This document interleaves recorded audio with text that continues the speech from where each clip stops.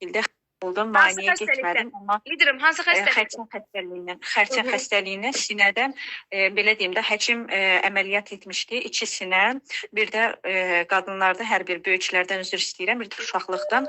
Amma 2 aydan bir mütləq şəkildə ximiya şoya çağırmışdı. Mütləq şəkildə getməli idim. Getmədim. Qorxdum. Yəni o ximiya şoya gedəndən sonra hər kəsin saçının töküldüyünü gördüm və qorxdum, getmədim. Həqiqətən də 3 ay maksimum dərəcədə belə deyim də özümü pis hiss edirdim, amma sonra nə etdim? İnternetdə axtardım, qaraçörək otu, bir də sarı çiçək. Yəni onların xərçəng xəstəliyinin qarşısını aldığını, davamlı şəkildə istifadə edəndə aldığını gördüm və bir gün şəxsi kabinetimdə məhsul dövriyyəsi edərkən gördüm ki, qaraçörək otunun kofesi var, bir də hindiba kafesinin bizdə. Yəni onun kofesi var.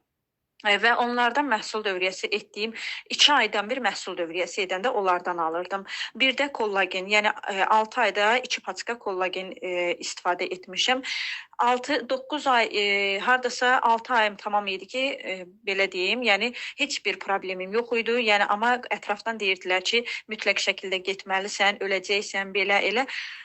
Bunların belə deyim də, mən ağrımıram, məndə heç bir şey yoxdur deyərək, nəysə bunların sözü bağlansın deyə getdim həkimə, müayinəyə Bakıya, onkoloji xəstəxanaya. Həkim bütün analizlərdən keçirdi və özü şok oldu ki, müalicəsiz sən necə sağalmısan, amma mütləq ki 2 aydan sonra ximiya şoya gəlməli idin və analiz verdim. Analizdə 0 çıxdı, xəstəlik 0 çıxdı.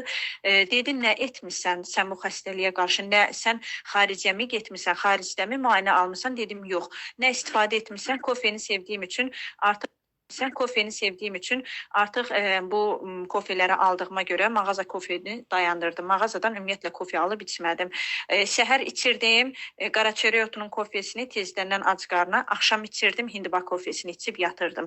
Günortada bir dənə kollagen içirdim. Yəni 6 ay davamlı şəkildə bu məhsulları içdim və 7-ci ayımda həkimə getmişdim. İnanın ki, həkim xəstəxanaya belə deyim də, şok keçirdi. Səs saldı ki, bu məhsul. Sonra qonşumuzda bir xəstə var idi. Artıq belə deyim də, yayılmışdı xəstəliyi. Bu kofedən, bir də hindiba kofesindən aldım, hədiyyə verdim. Sonra 2-ci səfər artıq özü sifariş edirdi hər ay. Qeydiyyatdan keçirdim, hər ay özü alır indi. İndi artıq demək olar ki, 75% idi xəstəliyi, qalıb 13%. Yəni bu məhsullar həqiqətən də bitkisəldir və belə deyim də, bitkisel olduğuna görə düzənli şəkildə istifadə etdiyimiz zaman biz bu məhsulların nəticəsini görürük. Bəzən bir xanım